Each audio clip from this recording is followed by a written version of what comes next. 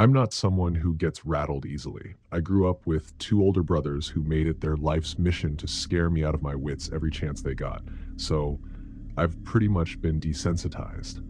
I'm also the kind of person who, when a friend sends me one of those, send this to 10 people or you'll die tonight chain texts, I laugh and delete it. I say all this because I want you to understand that what happened to me last year wasn't something I just imagined or blew out of proportion. Uh, I've gone back over it more times than I can count, looking for the rational explanation, and I keep coming up empty. I just moved into a small apartment complex in Raleigh. Third floor, 6 units per floor, the kind of place that's clean enough and cheap enough that you don't ask many questions. I moved in mid-January, right after a breakup, so I was honestly just grateful to have my own space. My neighbor across the hall, a woman named Priya, introduced herself on my first day and seemed perfectly normal. The guy 2 doors down, Marcus, I passed in the hallway a handful of times. We'd do the polite nod. That was about the extent of my social life in that building. About 3 weeks in, I found a folded piece of paper that had been slid under my door. I figured it was building management, maybe something about the water being shut off. When I opened it, it was a handwritten note. Blue ink, neat handwriting. It said, "Saw you at the Harris Teeter on Glenwood. You always buy the same yogurt. Strawberry." I stood there for probably 30 seconds just staring at it. My first thought was that it was some weird flirty thing from Marcus, or maybe a note meant for a different apartment. Someone slipped it under the wrong door. That had to be it. I bought strawberry yogurt, sure, so did a lot of people. I set the note on my counter and mostly forgot about it by the next morning. The second note came 11 days later. Same fold, same blue ink. I picked it up thinking, okay, this time it was definitely meant for someone else, and then I read it. "You look tired when you got home tonight. Long week?" I remember the exact time I opened it, 9:47 p.m. on a Thursday. I had just come in from a rough day at work. Then I'd been in the building for maybe 4 minutes. That's when my stomach dropped. I actually went back to my door and looked out the peephole, like whoever left it would still be standing there. The hallway was empty. I knocked on Priya's door. She answered in pajamas, said she hadn't seen anyone, hadn't heard anything. I knocked on Marcus's door. No answer. I told myself it could still be a mistake. It could be a weird joke. I did not call the apartment office that night, which I now fully admit was not my smartest move. I did call them the next morning. The building manager, a tired-looking guy named Tom, said he'd look into it and asked if I wanted him to review the hallway camera footage. I said yes. He called me back that afternoon.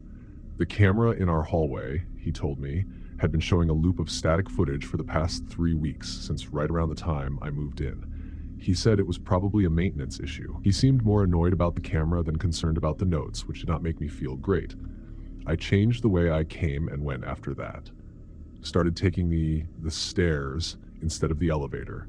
Varied my schedule when I could. I told myself I was being paranoid, but it didn't feel like paranoia anymore.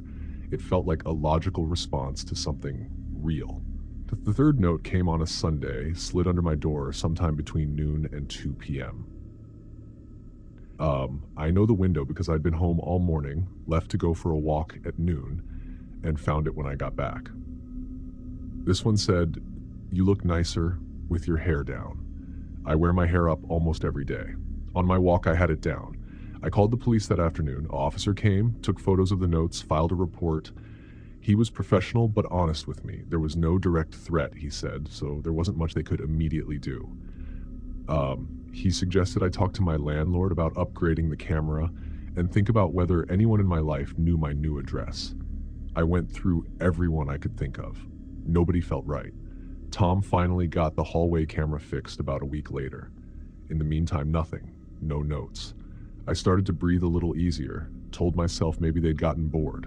Then I found the fourth note, and this one wasn't under my door. It was inside my apartment, on my kitchen counter, folded the same way as the others. I hadn't had anyone over. My spare key was still on its hook. I hadn't left a window open. It said, "I just wanted you to know I've really enjoyed getting to know you. I left the building that night with a bag and didn't go back alone for 2 weeks. The police took it more seriously after I showed them a photo and told them where it was found. They never determined how someone got in. The locks were intact. Tom swore up and down that only two keys existed, mine and the master. His master key was accounted for. I moved out the following month and broke my lease without penalty after Tom saw the police report. I never found out who it was. I've since been told it could have been a prior tenant who had a copy made. It could have been someone in building management I never knew about. I genuinely don't know. What I do know is that someone had been watching me long enough to learn my grocery habits before I even knew their face. I don't know when they started. I don't know if they followed me when I left. I keep my hair up. I buy a different flavor of yogurt now. I know it probably doesn't matter, but it makes me feel slightly better, and I'll take what I can get.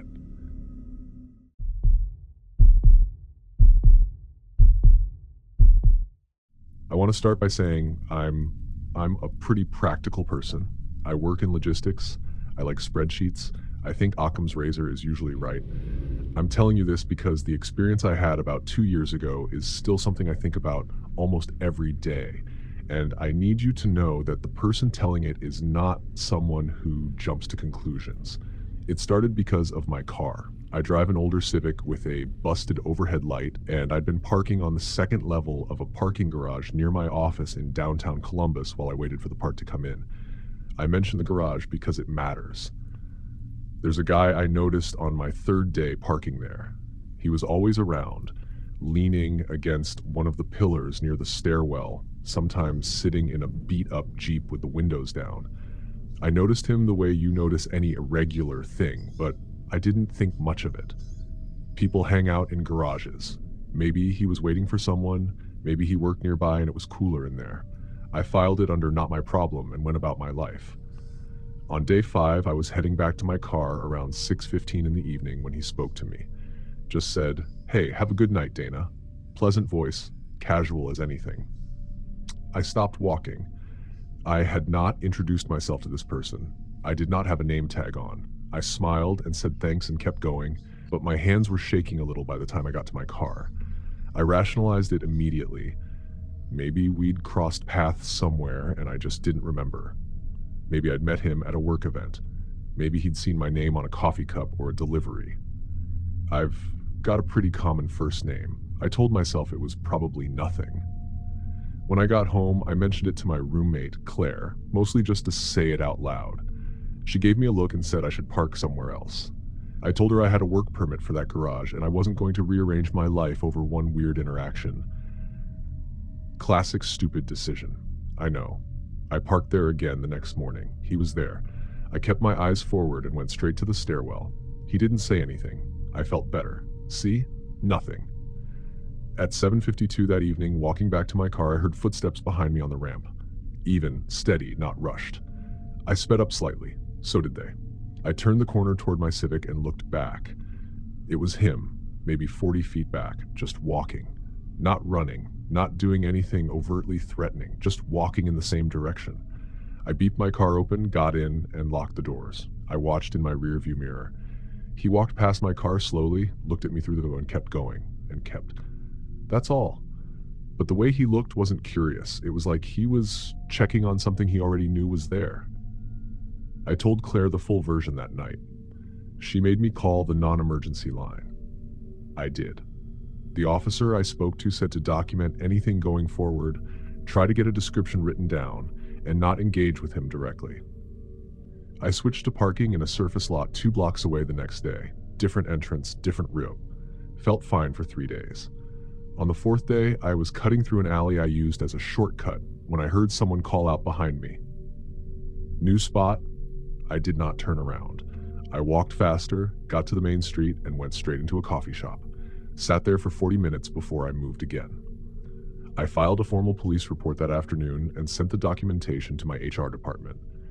Security at my office walked me to my car every evening for the next 2 weeks.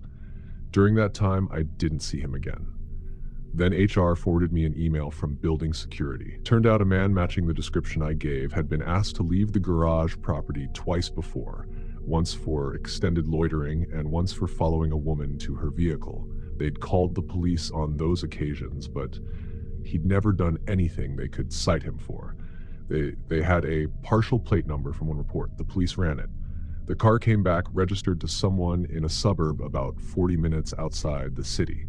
That's the last update I ever got. I don't know if they questioned him. I don't know how he knew my name. It's been about 2 years now. I don't use shortcuts. I park in visible, well-lit areas. I know it's probably overkill at this point, but there's this thing that happens when someone knows your name before you've given it to them. It rewires something in you. You start asking yourself how long they'd been watching before they decided to speak. That's the question I've never been able to answer, and it bothers me more than anything else about the whole situation.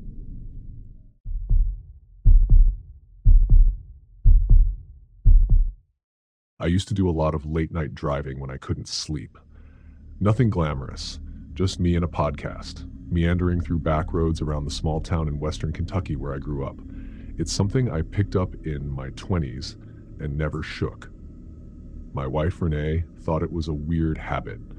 I thought it was better than lying in the dark, staring at the ceiling, so win-win, I guess. This was about 3 years ago, late September. I'd been doing this drive maybe 4 nights a week for 2 years, always the same general loop, about 30 miles round trip, never more than 40 minutes. I knew those roads the way you know your own kitchen. The first odd thing was a truck, white F-150, older model, parked on the shoulder of a road I'd never seen a parked car on before. No hazards on, just sitting there. I went past it at 11:10 p.m., glanced over, no one inside that I could see. I assumed someone had broken down, got picked up, left the truck. Not my business. I came back the same way 22 minutes later, and the truck was gone. Fine, moving on. I did the same drive 2 nights later. The truck was back, different spot, but same road, and this time I was almost certain someone was in the driver's seat. I didn't slow down to confirm it. I just noted it and got home. Here's where I made the dumb call, and I will own it completely. I went back the next night on purpose. I wanted to know if the truck was there again. I know. Renee said the same thing when I told her later. I drove past slowly. The truck was there, engine off, lights off, someone definitely in the driver's seat, and I pulled over about 100 yards up the road. I told myself I was just going to see if they needed help. Just a neighbor thing. I got out and walked toward the truck. About 50 feet away, it started up. Not fast, not panicked, just started up calmly, pulled a U-turn, and drove away the opposite direction. I stood on the shoulder of that empty road at 11:47 p.m. and watched the taillights disappear. That was the moment it stopped feeling like nothing. I told Renee when I got home. She did not react well, which was fair. I started paying closer attention on my drives after that, and here's the thing. I noticed a white truck parked in a different location 2 of the next 4 times I went out. Never the same spot twice. Always lights off. Always leaving if I showed any sign of slowing down. I started writing down the times and locations in my phone. On the 7th entry in my notes, I also noticed that the truck had always been parked somewhere with a line of sight to a stretch of road I drove on every single loop. Not always the same vantage point, but always covering that same quarter mile of road, like whoever it was had figured out where I'd consistently be. I went to the county sheriff's office with my notes. The deputy I spoke to took it seriously, more seriously than I expected. He asked if I'd had any disputes with neighbors, anyone I'd fired, anything like that. I hadn't. He asked for the road names and times and said they'd increase patrols. 3 weeks of nothing after that. I cut back my drives significantly, and when I did go out, I changed my route. Then, one night around 12:30 a.m., I got a call from a number I didn't recognize. I let it go to voicemail. The message was about 15 seconds of road noise, like someone calling from inside a moving car, and then it cut off. No voice. Nothing. I drove past that stretch of road exactly once more in the daytime with Renee in the car. There was a white truck parked in one of the spots from my notes. We got the plate number, we called it in. The sheriff's office told me a few weeks later that they'd located the registered owner and spoken with him. They wouldn't tell me who it was. They said the situation had been addressed and they didn't expect further incidents. That's the entire closure I got. I still don't know who it was. I don't know if it was someone I knew, someone I'd wronged without realizing it, or just some stranger who picked a random car out of the dark and decided to make it a project. The not knowing is the part that stuck with me. I still drive sometimes when I can't sleep. Different roads, different times, totally random pattern. I check my mirrors more than I used to, and every time I see a parked car with the lights off, I keep moving.